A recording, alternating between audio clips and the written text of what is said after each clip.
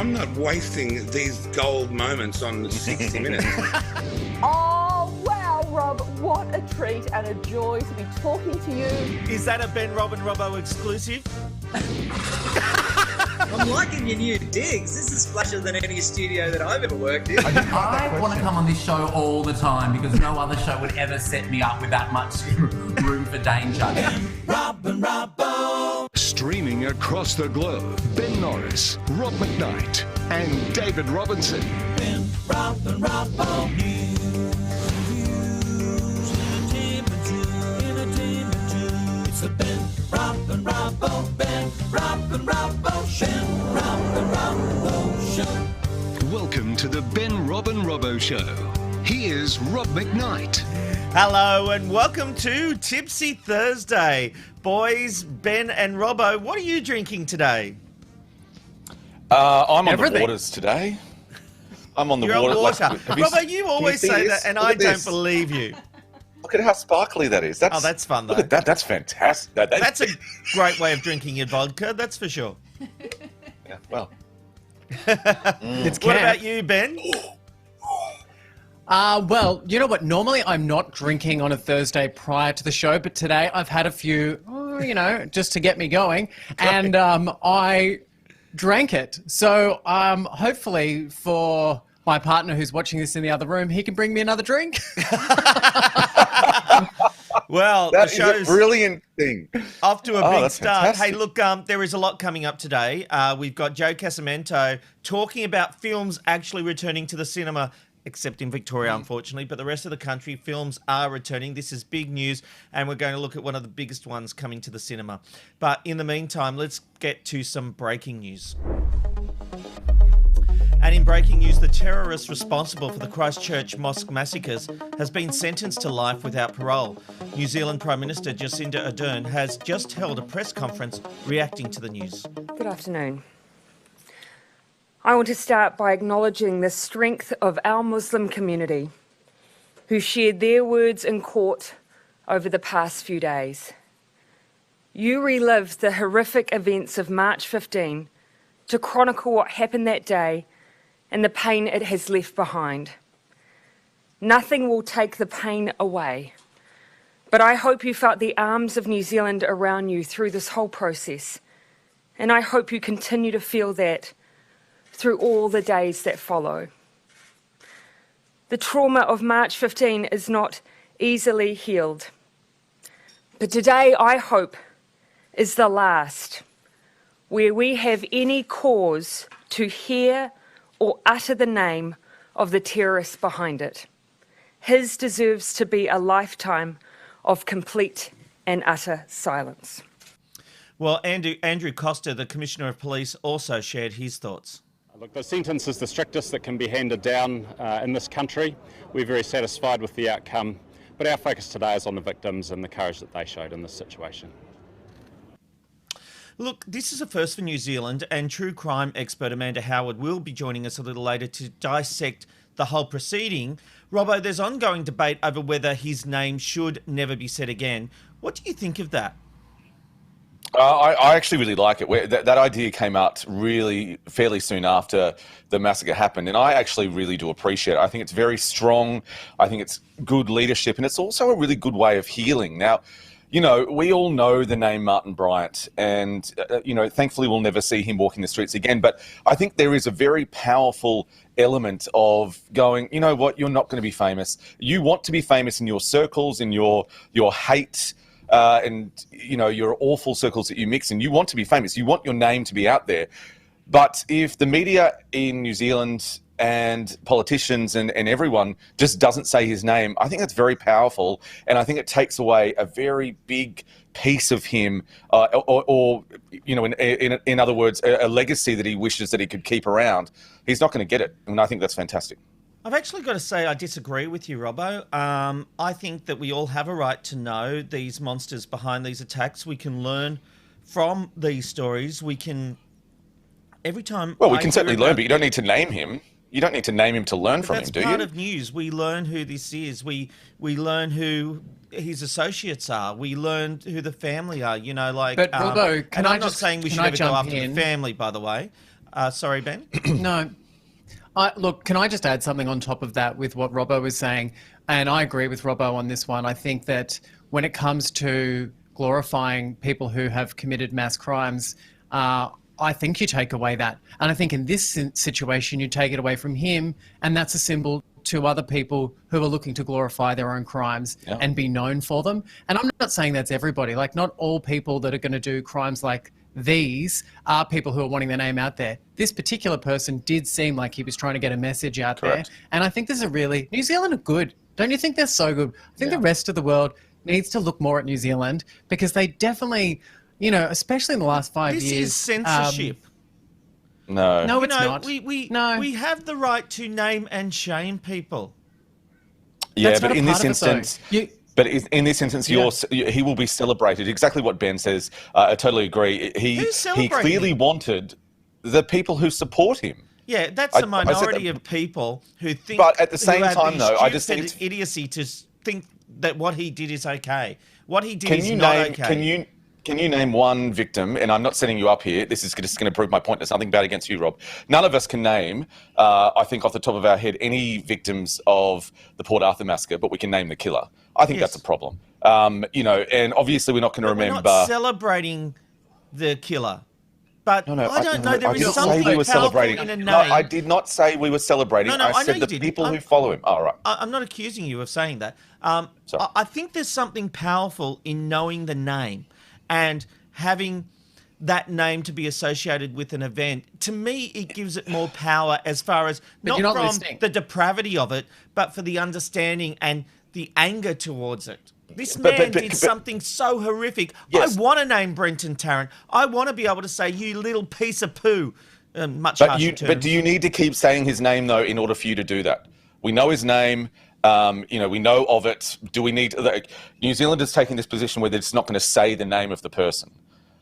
Now, we know his name, so it doesn't really take away from your argument, I don't think, that if to continually naming him, how does that, you know, lessen or worsen anything? So does that mean we should not name any serial killers or anything like that? True crime is one of the biggest...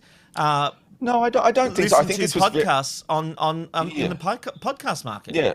No, I do agree with you, Rob, on that. I do, but I just think that they've made a decision on this with New Zealand. Sorry, but they've made a decision to go down this track, and I actually quite like it, and I appreciate it, and I respect it. We know his name, but they're just choosing not to publish it or say it. I like there's something powerful to see a Prime Minister step up and go, we're not going to talk about his name. We won't mention his name again. We are not talking about his name. We're talking about his crimes, and we won't forget and we'll remember. Yeah, I don't know. Yeah, I think that's powerful. Ben, I'll give you the final word on this. I think I just agree and disagree in certain parts of this. I mean, I don't think that Martin Bryant was trying to be memorable for his crimes. I think that is a completely different thing. But I think with this particular crime, with which what happened in New Zealand, is that this sends out a message to other extremists. And this man represents extremists, like other people out there that could possibly buy a gun and do the same thing. And that's what we're taking away. And that's what New Zealand is taking away. They're just taking away... Yeah, but you understand that you saying that true crime is important and you enjoy true crime... I don't like true crime. I don't listen to the podcast. That's not what I'm saying. I don't like glorifying crimes. It's not interesting to me. Wait for me to finish my point. And I just will say that I understand your passion for true crime and wanting to know that person's name and saying that they're a bad person and you playing that role. But when it comes to mass killings like this, which is somebody trying to get a message out there, you take away from that person everything that they want. And one of the main things they want is to be recognized and to be glorified for that particular crime. It's not why they do it. It's just not why they do it. But this one did. No, hold on. This one did because he live streamed this video. And I've got to tell you right now, it is... I have watched it. I watched it when it was coming into the 10 newsroom. It is something I will never forget. He also put up a manifesto. He, was posting on websites. I agree with Ben. This man, his role was to, get immigration policy looked at in New Zealand, but also to be a hero amongst those awful people, that minority, yes. But that's what Ben is saying. And I agree with Ben. Martin Bryant wasn't doing it for that reason. So I get that difference. I really do. This one, take away this celebrity power. I just need to say this. Not naming someone is not going to stop any of these crimes. They don't yes, do it will. it for the fame. It is a huge part of it. Fame may Yes, be they part do. of it, but they're doing it Yeah, it is a because part of there it. is So you something take wrong in away their everything. head. You know, you take away everything, Rob. Like, that's the point that we're just trying to make. If that is just a small piece of the puzzle and you're considering it to be small, Robbo and I don't think it was small. We think this man wanted his name out there. He wanted people to watch him.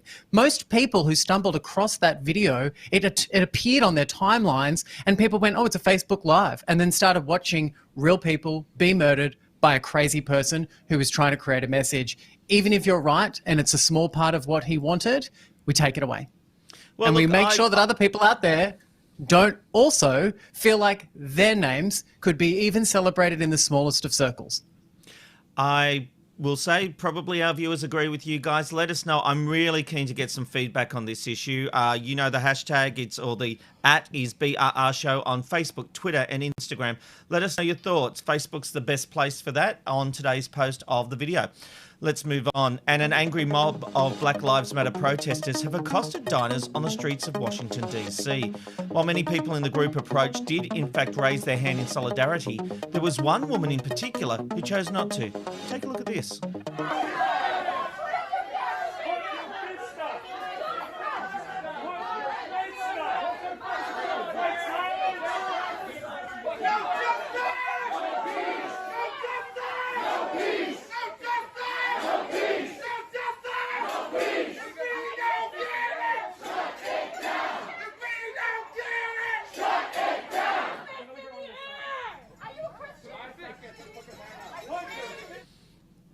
The woman copying all that was Lauren Victor, who is a supporter of the movement and has marched in protest before, but she said she didn't want to be forced to do anything in that situation. Ben, there's no denying that Black Lives Matter is incredibly important, so do the protesters have to resort to this to ensure that it remains in the headlines? I've got to say, Robbo, I found this appalling. I found it absolutely appalling. It's bullying. That footage I'm angry watching that footage. The woman is trying to social distance. She's got a mask on. They're encroaching on the 1.5 metres. They're bullying her into, we're not leaving until you raise that hand. This is appalling. It is absolutely disgusting. And it sends the movement back, I think, to see those kind of scenes. We have seen other videos that have come out of America during the protests where a woman was, had a swastika on her arm or something, or had a flag outside of it, and obviously an angry mob kind of went up to her and said, get back in your house, and there was a confrontation. This is a woman who was sitting at a restaurant, minding her own business, and these mob of idiots who are screaming at her. Like, imagine how scared you would be, and then they're begging you and they're telling you to do that. It is absolutely terrifying. This is disgusting. So these people, yes, Black Lives Matter, a very important protest. This gets me really angry, Robin. I think you're angry too. It just, look at that image. That woman is on a chair. That is scary. She is having dinner. They are screaming at her in her face. Is that the right way to make change? I don't think so. Is this the way to not get change through quicker? Yes, I think so. Had they shot themselves in the foot? Yes. Should they be ashamed? Yes. That is disgusting behaviour. It makes me angry. Ben, what do you think of that? What would you have done in that situation? Would you have raised your fist? Well, the whole thing really bothers me. But I mean, I find protesting in this day and age is really bothering me. I think that we need to get smarter at the way in which we create and we get our messages out there. And I just think, hate really does perpetuate hate, and this particular Black Lives Matter movement is really made people distressed. And when you get distressed and you develop a lack of, like, as in, what's the word I'm looking for? It's like empathy. when you get really stressed and you don't know how to feel, you react badly. When fear becomes ingrained into you, when you're emotionally distressed, hate perpetuates hate. And that particular example, is just, it's just foreign to me. Like, I can't even imagine. I don't know anyone that would join me in a protest like that. And I don't know anyone that thinks, I think we'd be hard pressed to find anyone who's watching the show right now that didn't find that confronting and agrees with it. Not only confronting, but appalling. Absolutely appalling. I just can't fathom how anyone thinks that is okay. Whatever your political views, even if she disagreed, you know, like the fact is, as we said, she's marched in Black Lives Matter protests. But good on this woman for not succumbing to the pack mentality of being forced to do something. You have no right to intimidate someone to do your will. It's just absolutely outrageous. Let's move on. And an art gallery in the United States has been forced to cancel and apologise for an upcoming exhibition. The gallery was putting together an exhibit that featured black artists and their work. However, it was the way they obtained the pieces that got them into hot water. Instead of directly dealing with the artists, the Whitney Museum of Art bought the pieces through a charity at a heavily discounted price. They also did not get the artists' permission. Instead, the Whitney told them they were honoured to show their works. Many artists voiced their frustration on social media, which eventually led to the gallery to cancel the exhibition and issue a grovelling apology. Ben, is this just artists being a bit sensitive, or does the gallery have a case to answer to?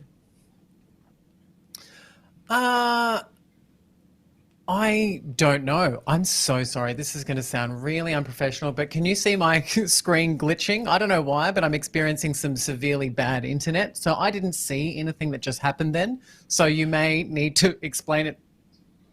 Basically, what has happened is an art gallery has gone to a charity, spent $100 buying some photographs, then used these photographs in an exhibition without the artist's permission. So the question becomes, did the gallery need to obtain the artist's permission, or once you sell those photos, are they out of your hands? No, I think that they do need to ask the artist. I think the artist needs to be involved with stuff like that. You know, I think that, that's how I feel. But why when, Robbo, I'm a little bit perplexed at this. You sell your goods, when you sell it to the other person, you don't have a right to decide what happens to it.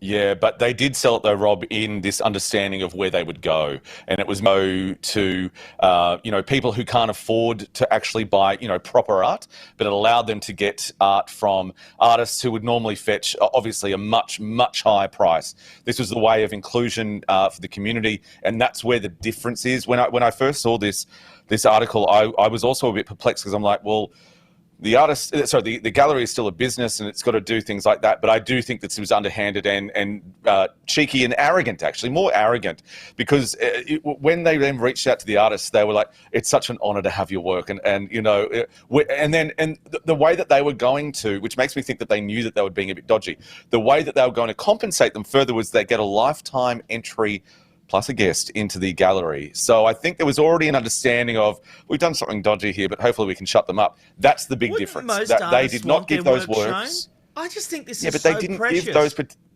No, they didn't give their works to be bought up by a gallery that does have a $300 million budget. You don't get to decide that. When you sell your work, you don't get to decide. No, they sold their work. No, you missed my... They sold their work to that particular company, to that not-for-profit, as a way to get those photographs to other people. They did not sell their work expecting it to be picked up by an art gallery. That's very different. Very different. Robbo, because if an art gallery came along and said, I want to have your pictures, then you have to pay what they're worth. You can't buy it from a not-for-profit. That's not what they entered into. There are certain things that I think need to have a classification on them, and this has been brought up before when someone tried to sell an Academy Award. There are certain things that have a difference about them and an association to them, and I think that there needs to be some kind of classification as to, like a term or a condition that comes with their Academy Award. Or their Logie. Because that's the terms and conditions of the Academy. So if you get an Oscar and you want to get rid of it, but it never no, it always has been. No, yes, it is. You could only, if you wanted to get rid of your Oscar, then the Academy would buy it for $1. Yeah, that's and you could only sell it to the Academy. It hasn't been that way since 1947. I'm pretty sure it's always been in place. To be fair, when the Oscars started. No, that was the first year that the Oscars started. No, that was 19. But I love that you're such an Oscars. Yeah. Oh, was it? I just made up a number, Robbo. I love the Oscars. Yeah, I know you did. Oh, you did? Okay, can I just say, scrap 1920. every episode of the Ben, Rob and Robbo show that's ever happened, because we just found a missing link in your chain or whatever it's called, where you're now making up stuff. No, we I had just, no idea. I made up a number to say Amanda, that when change the the Oscars straps. first started. The point Write was when the something Oscars underneath first him. started, they did not have it. It didn't come in until about the 90s. That rule you're talking about, when people were beginning to sell the How Oscars. do we know that you just pulled out another number? I mean, we don't know if you yeah, we don't. Did Amanda laugh? Yes. That means it's a good thing she laughed. 'Cause she knows. This is the first time Wonderful. for us that he's admitted that he just made up stuff, but Amanda knows because she lives with him. So she's like, this happens all the time. I've told Don't you get cranky at us, 1,000 Rob. times, a million times, I do not over-exaggerate. And statistics show you leave that up for me. And look, Thank you. seriously, 99% of the time I am not making up statistics. Okay, so 19. Okay, great. Okay, well, we'll just be mildly concerned of that 1%. This is Great. fun. This is Fabulous. well now Anyway, to the biggest. Have a drink. You'll be biggest- right. I'll take them. We'll need a drink for this next story because Alcohol. this is big news. If you love your Moet, or Moet really, Verve and Dom Perignon, you might want to stock up at your local Dan Murphy's now, because it seems these brands could soon be off the shelf. After a dispute between Woolies and the French conglomerate, where Woolies refused to raise the prices of the already luxury brands, the supermarket group has been left with a dangerously low supply. I'm getting shaky just thinking about it. These top champagne brands alone generate more than $300 million a year in sales for Dan Murphy's, and they have even had to pull the products from their website because they're unable to keep up with demand. A spokesperson from Woolies said, "We're working with the supplier to improve product availability for our customers as soon as possible." Robbo, this won't affect you. You only like the passion pop. Yeah, that's right. I'm like, Moet. can Who's afford. spending money on Moet? At least passion love pop Moet tastes and nice. Verve. Moet's kind of like an abrasive. It's very abrasive. You could put it in your car and it would run your car for a couple of kilometres. That's not true. I do like the Verve anyway. Yes, Ben? Oh, the Verve, yeah. This is almost like saying I don't like Kylie Minogue as a gay person. It's pretty outrageous, but I don't like champagne. I don't care. You don't like champagne?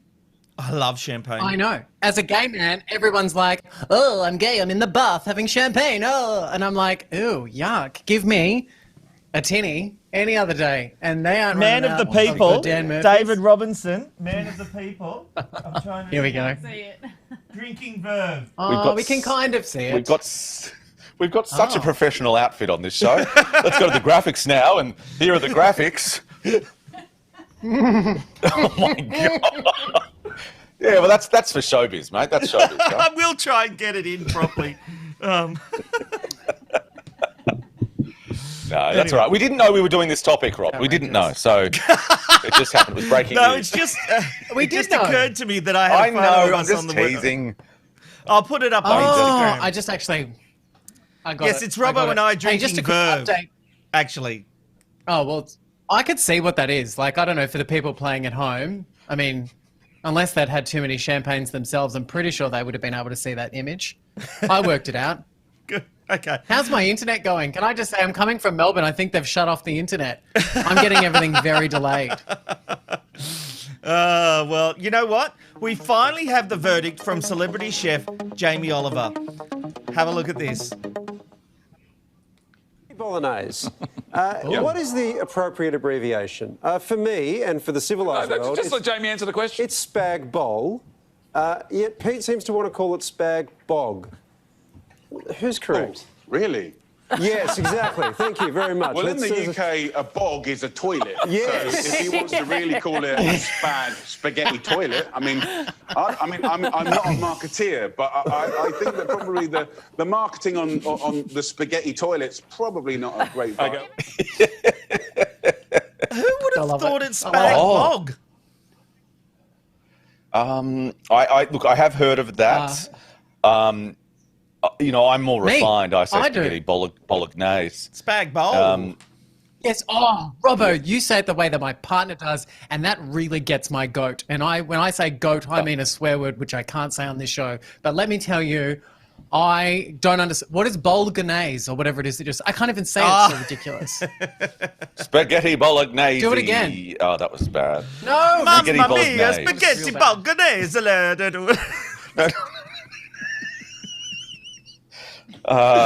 I do that? I don't know how to spell it though. I'll tell you that. No, Mamma I don't. mia, we're going to gonna have a use this. bowl of spaghetti bolognese. Oh my god! I don't know how. Like, I need to get a mic, like a button put in here in this studio where I can cut that mic sometimes when he starts to do some accent. Sorry, Robbo, I'm the only one with that power, and you're cut off. Well, just to be confirmed, I also want to say, Amanda, are you still there? Because I'm assuming that when your husband embarrasses himself to this level, that you stop mixing the show and you just walk out. I think you just go shopping. Let's see the wide shot. We need to make sure that she's there. Wide shot, Amanda. Go the wide shot. Are you alive? Are you still there? Oh, I love making you do that. That's fantastic. she hates the wide shot. All right, you know what? There is so much to come. We're going to get serious, and we're going to talk with Amanda Howard very shortly about the sentencing of the Christchurch massacre killer, and find out why this is such a historic moment in New Zealand with the sentencing, because it's a sentence that's never been given to anyone. In the meantime, a big change of pace. It's time to talk movies with Joe Casamento. Joe, welcome to the show. Nice to see you again. Hi, fellas. How are we? Look, Tipsy Thursday is off to a flying start. So, Joe, finally, we say really that it has been a big week in the world of movies, and we can really say that, and we will get to that. But first, fill us in on who is going to replace Ruby Rose as Batwoman. Yeah, this is an exciting one. Javicia Leslie, who you may not have heard of, she's in a show called The Family Business, but she is ready to become the first black Batwoman. Big deal. And it is a big deal. She's replacing our very own Ruby Rose, who exited the series controversially earlier this year, which was seemed as very strange because, you know, it's not often a leading cast, you know, the lead star of a show actually opts out when a second season has been given the go-ahead. But that did happen, and Javicia is super excited to take over. She's the first black Batwoman, as I said, and during a time when the Black Lives Matters movement is so strong, I couldn't think of a more sort of perfect casting. She's excited. She knows the significance of this herself. She said this week, this really has nothing to do with me and everything to do with my people and with little black girls. A lifelong Batman fan herself. Yeah, it gives me a little bit of goosebumps. And Joe, it's also interesting that she's not playing the same character, is she? She's actually not replacing Ruby Rose's character. She will be a different Batwoman. She will. They're sort of working that into the plot because, of course, Ruby's character was actually a lesbian cousin of Bruce Wayne's, I think. So they've changed that a little bit, and they're working it all in. But everyone's excited. And apparently her audition blew everyone away. It was on Zoom. That's the way everyone auditions in LA these days. Of course. And we will see it on Foxtel here when it arrives. So very exciting times ahead. Joe, that is brilliant news. I'm very excited about that. Thank you for telling us that. Now, let's get on to something a little bit serious now, Joe. And it seems that Hollywood, quite rightly, is not ready to forgive Roman Polanski.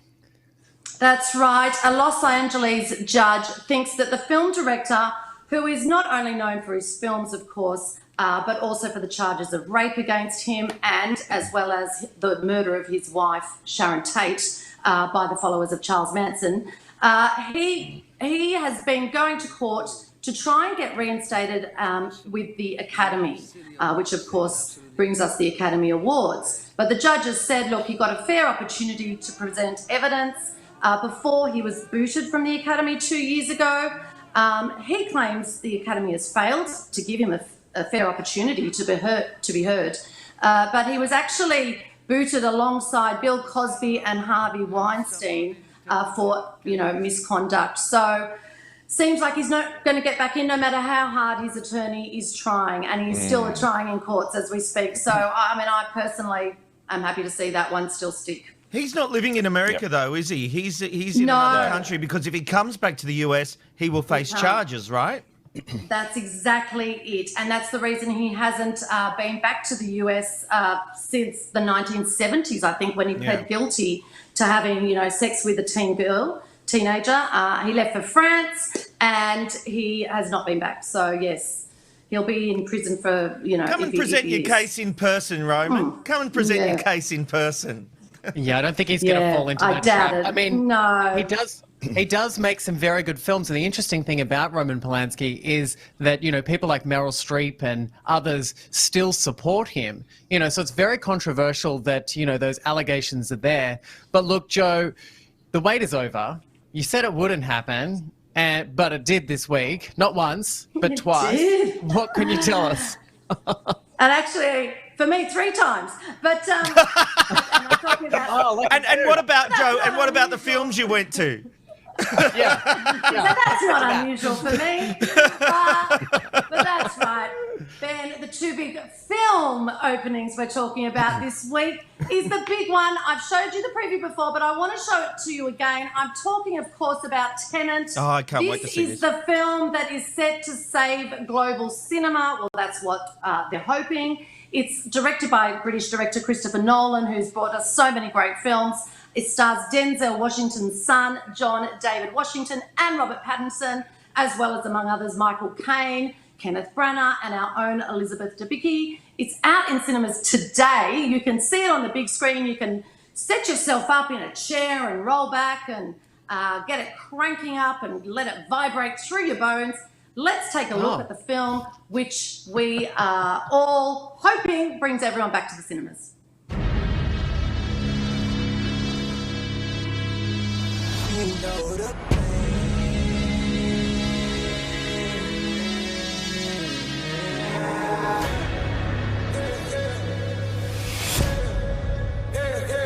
Tennis. Last time it was no tennis. One of these bullets is like us, travelling forwards through time. The other one's going backwards. Can you tell which is which? How about now?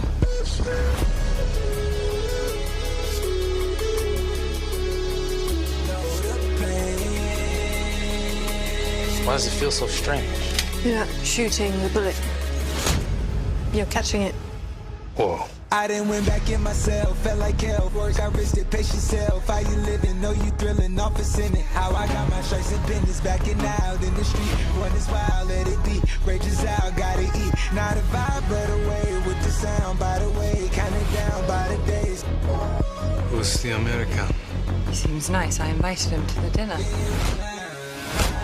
It's good with fists for a diplomat.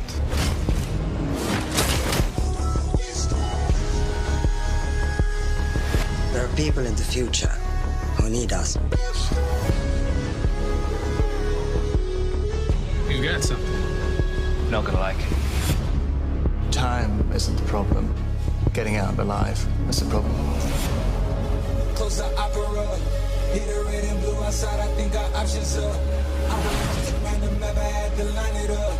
I be swerving on the waves, it's like a line of them. Moving verse on my turf, I'm out of line. I put in work, I draw the line and cross it first. I need the time, I need the search. It's just like one and make it work. Start, in a bird, start. You have no idea what you're getting yourself into if you go through that door. It's slow motion when I dance. Well, I'm going, so any tips will be welcome. Ain't no time on facing scams.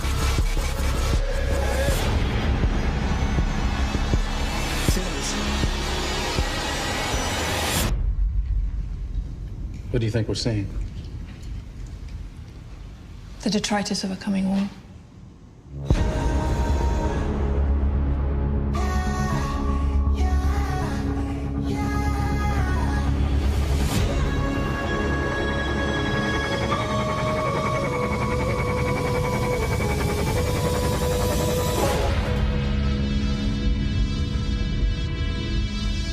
You want to crash a plane? Well, how big a plane?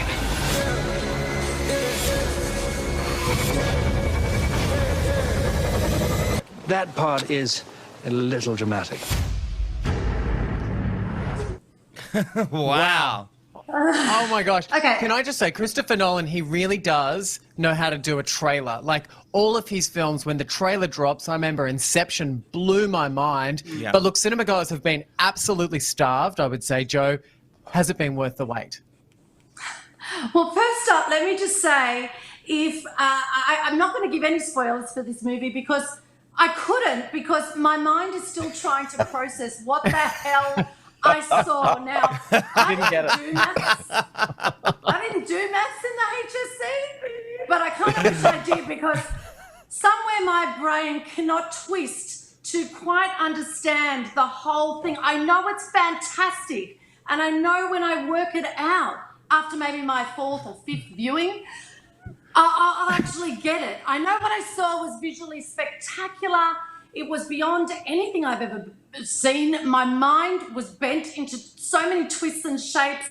I think Kenneth Branagh, who's in it, and he plays this fantastic Russian, described it like a Russian doll. You know, you just keep unwrapping All the layers. layers. You just and you never get to the end. It's a time-bending, time-twisting. It jumps back and forward. It's like things go in reverse. Things from the future come back to the past, and you can. So change did the you like future. it? How many chop loved tops? it, but I don't even know what the hell it was. But I'm not right, it seems. It was Joe, that everything reminds me. Nolan fans will love. I'm going to give it. Joe, I was just going to say that reminds me of this time. Oh, sorry, Joe. I was just going to say it reminds me of that time I went to the cinemas and I just got a random choc top and I never knew what the flavour was, but I just was like, it was great, but I couldn't tell you if it was a pineapple flavour, whether it was the boysenberry. And I can tell you, I relate to you so much, Joe, because I still don't understand what happened in Inception, and I've seen Inception 5 times. I'm like, what? Well, I can explain that to you, and when I see Tenant Joe, I will explain that to you. But I'm sorry, I just missed. What did you say your score was? How many choc tops? It's 4.5. I don't know if that's 4.5. because I'm super excited, but it was amazing, unbelievable. But as I said, you do need subtitles or something to decipher it. I've decided it's like Shakespeare. You just got to go with it. Right. You don't understand it, you just got to feel it. All right, Joe. I Am Woman. This is the second film that's coming to Stan. Tell me about it. Okay, so this one releases on Stan tomorrow, Friday the 28th. I was fortunate enough to see it at my local cinema last night with the star herself, the girl who plays Helen Reddy. Yes, very exciting, but you can all catch it on Stan this weekend. We have discussed I Am Woman before. It's of course about the anthem that sort of empowered the 70s movement for women, with our very own Aussie star singer Helen Reddy in the lead role. I think we have a trailer for this as well. Are we going to? Do we have time to play it a little bit? Let's have a look. Yeah, let's give it a go. You'll get goosebumps. If you want to make it as a singer, America is where you need to be. I'm being paid less than the band. So they're men. They got families to feed. Well, I've got a family to feed. My mother tells me I have to choose between career and marriage. I tell her we can have both. From now on, no one will tell us what we can and can't do. Miss Reddy, you sing very nicely, but male groups all the rage right now. You've heard of the Beatles, right? Did it ever occur to you men to ask women what they want to listen to?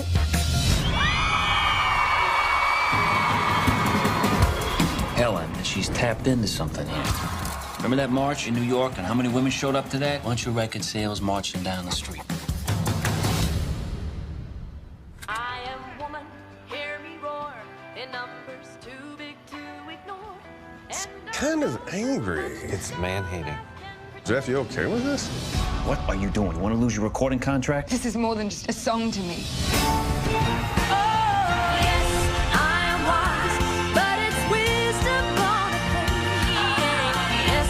The winner is Helen Reddy.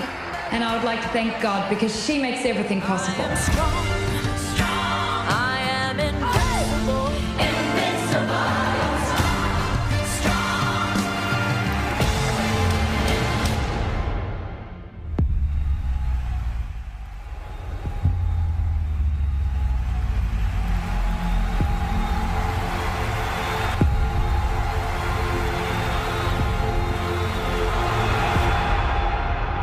I tell you what, Joe, Amanda just got goosebumps watching that. Yeah, I got goosebumps too. I know, right, Amanda? I don't know if it's just a woman thing, but there is something when you. That's why Robbo got goosebumps. It I is am the woman. song of a lifetime, and it's really quite an incredible story. I'm glad it's going straight to streaming, and many more people will see it in their homes. I think it's one of those stories that lends itself to a bit of a home movie. Unlike Tenet, it's told, very completely linear. And it's simple. There's nothing to work out. But when you hear the song, it really is everything. And it's amazing the power of, cottoning on to the zeitgeist of the time and how that can elevate something to something really special. Very simple story. It probably glossed over the feminist aspect on her behalf. Lovely, simple, but worth a watch. I'm going to give it 4 stars just because she's an Aussie. And, that's sort of You are the cheer squad. The film has been surrounded by a little bit of controversy, and you can read that story on tvblackbox.com.au because the male co-writer of the song feels he's been left out, but we'll leave that story He's not even in there. No, exactly. I was watching out after we discussed it. Yeah, so, but still a good film. But, Joe, very quickly, Sean Connery is turning 90 this week. That's right. Lots of throwbacks on at the cinema this weekend. If you love James Bond, get along. Sean, for me, there's no other James Bond. I don't know. What do you think, Rob? I don't think you can beat him. I have never seen a James Bond film. What the hell did you just And you call yourself a gay man? Hang on. Yeah, sorry. That blows my mind. That's very true. Oh, we're having some movie nights. I think I think on TV once I saw a scene where he might have been in space about to have sex with someone, but that Moonraker. Moonraker. Sure. Yep. But that is. I mean, I do love the names, and I've seen. Now you're I've talking seen his clips, language. but yes, I've never seen a James Bond film, and I think it might be Stan. That has all the James Bond films, and I have been thinking. I've been thinking that I might start from the first one and have a look. But it's just one of those. Amanda, you need to quarantine him. No, you don't know pop culture. Yeah, because she wants me watching more TV, Joe. Look, Joe, maybe make it a family exercise. Maybe. Should we all say which one we like? I thought Skyfall was brilliant. Loved the song. Oh, you love Daniel Craig. Yeah, I love Daniel Craig. When he got out of the ocean, I got out of my pants. It was amazing. Okay, all right. Joe, thank you very much. We will see you next week. Thank you for all the information on the movies. Thank you. Bye, Joe. It's the Random Life Shot of the Day. Where are you going today? You never know where you'll end up with the Random Life Shot of the Day. And today we're taking you to Rio de Janeiro. Yes, it's Brazil, where there's a chance of rain, a top of 20 degrees and a low of 18 degrees. Robbo, it's Mardi Gras. I've got some beads if you take your top off. What kind of beads have you got, though? I hope they're not anal beads. Isn't that? Yeah, no, that's what. See, Robbo. we both. we both. Oh my went. God! No, that's what they do at Mardi Gras. They give you beads around your neck if you show some But skin. isn't it- No, they Isn't it don't. They telling put your that, beads up your bum. You've got it wrong. Yeah. Oh, Jesus. There you go. Oh, I'm so sorry I made the joke. Now let's move on to feedback before this descends into chaos. Reggie says, "Cheers, boys. I'm having a vodka just after my gym session." Good on you, Stop Reggie. doing that voice. It's terrible. She doesn't sound like that. I think she Sounds loves like it when I this. do that Oh, voice. bugger. Though. Leo says, I agree with Rob on this one. He's talking about the naming of the Christchurch gunman. Graham says he wanted attention. No, I don't doubt that. Andrew says, with true crime, we remember the serial killers' names, but rarely the victims' names. Correct. Jamie says, let's not give the name too much airtime. Gay Correct. says, Well done, Jamie. those who do hate crimes purely as a hate crime want notoriety. Take the power away with them. Thank you, Gay. Moving on to the Black Lives Matter protest that were forcing a woman to put her fist up in solidarity. Amanda says, I don't agree with stacks on no matter what the cause is. Liam, back on the Christchurch killer, says he and his name deserve to be erased from existence forever. Back on Black Lives, Reggie says, I would not have raised my fist. That poor woman would have been so scared by that angry man. Janelle says, newsflash, Rob, Dan Murphy's isn't the only alcohol seller in Australia, lol. Very good point, Janelle. We can still get the mullet and the verve. Good to hear. Gay says, gotta love a passion pop in a coffee cup, Robbo. Yes, that's Good girl. That's She's him. a good Reggie's girl. on fire today. Bugger verb, drink the spearmanty. And she also says, Oh. Amanda, give Rob another maker's mark, please. All right. And So I meant to say. that is our feedback. Hello, Ben. Ben. Oh, hi. Hello. Are we back? Oh, sorry, I was doing the. Oh, sorry, I was Googling myself, obviously. You know, when I start drinking, obviously I'm obsessed with myself and I've just got to start getting on it. Okay. Save it for after the show. Look, let's move back to our top story of the day, because on March 15th, 2019, New Zealand experienced what Prime Minister Jacinda Ardern described as one of the country's darkest days, when two mosques in Christchurch were the targets of a terror attack.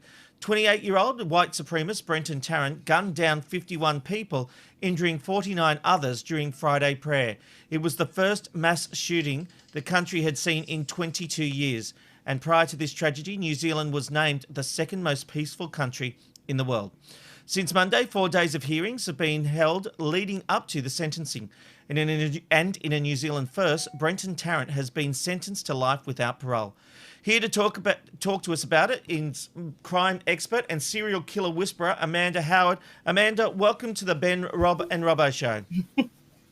Hi, guys. I sit here every day waiting to come on the show, and finally you let me come on. Well, Amanda is my podcast partner. We do a true crime podcast called Monsters Who Murder, Serial Killer Confessions. Download it now in your favourite podcast feed. But Amanda, this sentencing is actually a huge deal for New Zealand. They have never sentenced anyone to life without parole before.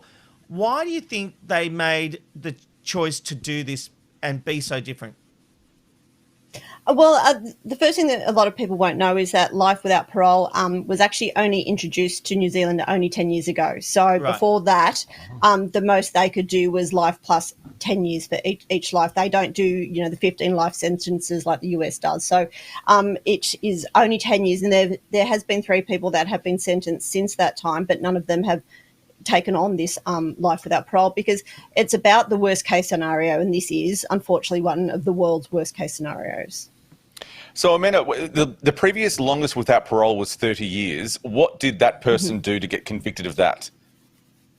Well, he actually, his name's William Bell, and he actually killed 3 people and tried to kill a 4th during a bank robbery at an RSL sort of place. So he was given the 30 years, which is the maximum sentence before he's allowed to apply for parole. Even if this hadn't been without parole, you still have to get parole once you're actually up for it. So a lot of these people will go a year on year on year, sometimes 5 years at a time, just to see if they can actually get parole, and they usually don't.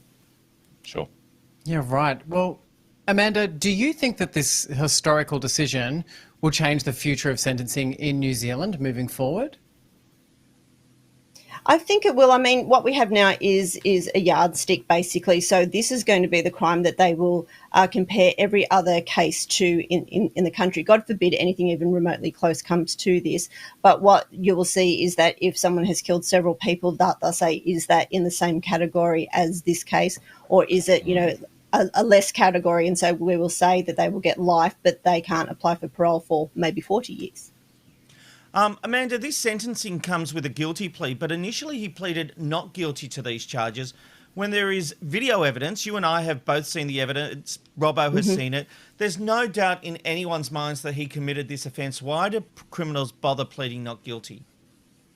Oh, well, this is actually a part of the legal system, because if you plead guilty up front, that's it. The case is over. You go straight to sentencing. By pleading not guilty to begin with, it gives them time to put the case together. It gives time to research, gives time to talk to witnesses and all of that. So they may find something like a mental health issue or anything like that may come up. So they need to do this first plea because they have to put in a plea. So most of them do the not guilty to begin with, and some go through it completely and go through the trial and still get found guilty. Even if there is footage, they can say that they were under influence of drugs, mental health issues, under duress and things like this. So it will always start there.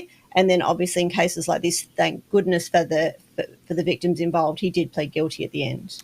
Well, look, over these hearings, we've seen a lot of victims and victims' families want to have their say and confront Brenton Tarrant. 53 people from around the world have travelled to New Zealand. Why is this such an important part of the court proceedings? Well, what this is it puts those impact statements onto the public record. So what happens there is that these people are able to continue to live their lives and know that they've spoken and their voice will be heard regardless of how many times someone may come up for parole.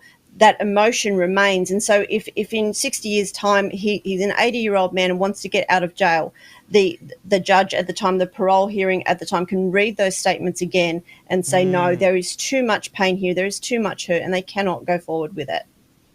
So, Amanda, can you take us through what these hearings have, what we've learnt from these hearings and by what we've heard from listening to the victims? It's been so heartbreaking to hear, and if you think back to the footage of those that have seen it, some of these victims who survived and were shot several times by the perpetrator, what they were able to do was lie there, pretend they were dead, and be shot over and over again. And it's those statements, I mean, I've got chills just even thinking about it.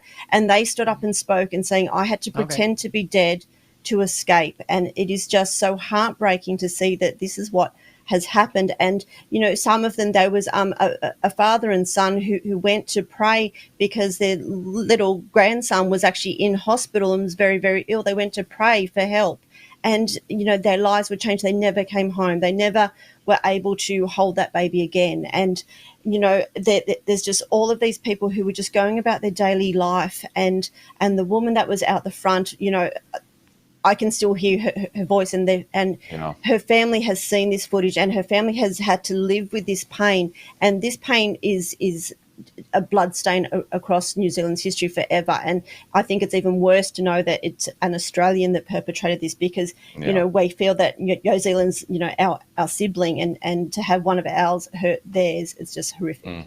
Yeah.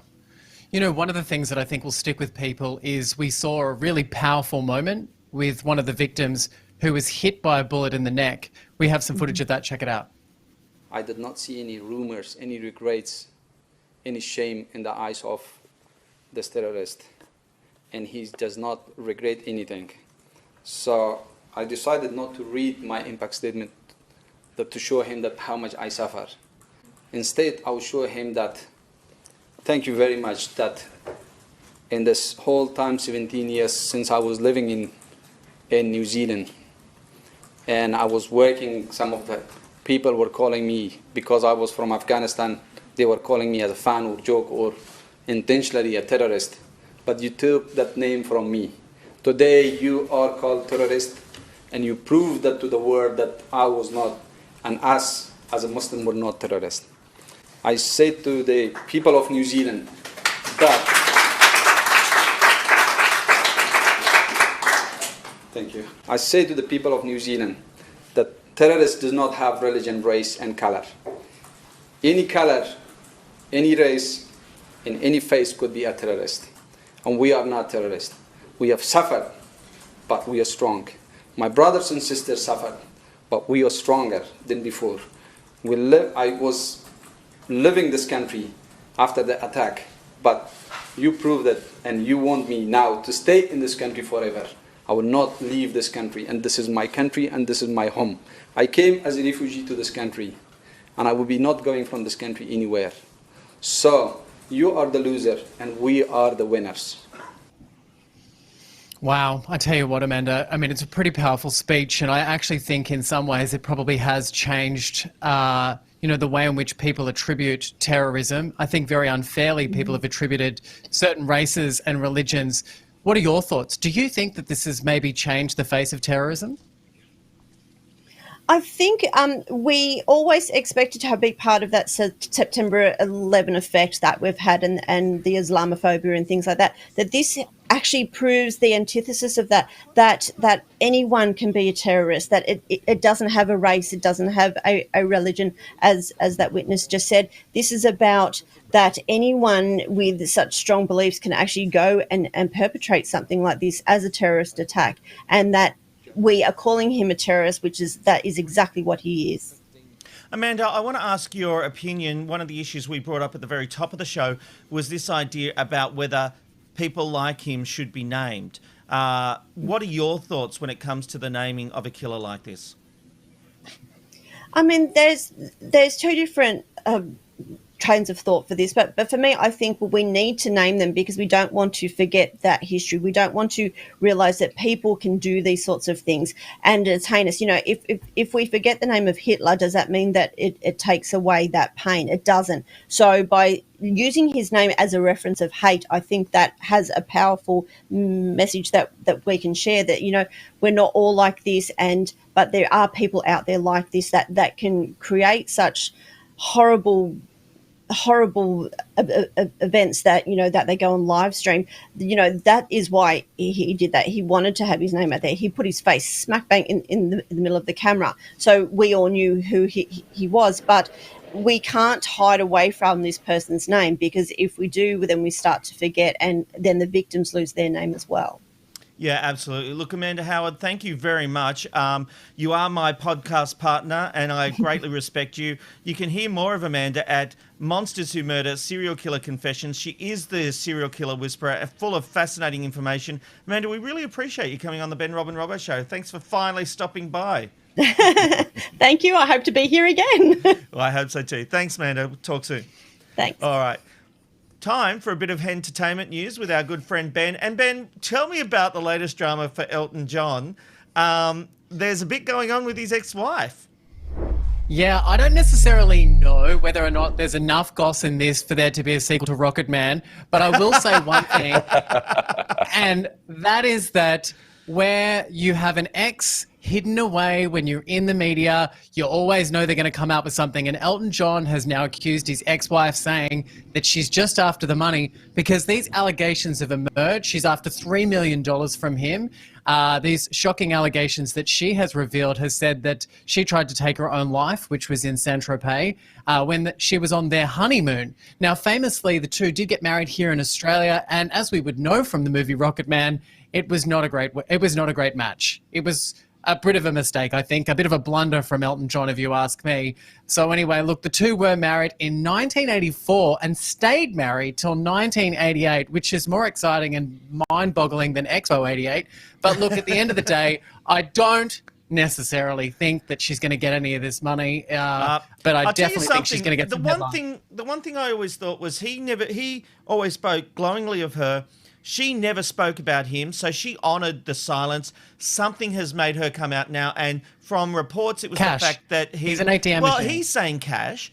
I think this woman has been set up pretty well, but she's saying that he broke the agreement when he spoke about their marriage in his latest book or something like that. So, yeah, I think there's more to it. I think the fact is, if she has respected him and not come out, she could have done a tell-all and all that kind of stuff. But if he's breaking the agreement, I get the feeling, and this has just been my take, that she has always felt, I've done the right thing, you haven't, and now you got to pay. But look, we are quickly running out of time. Tell me about the Batman comic. Tell me about what's happened here.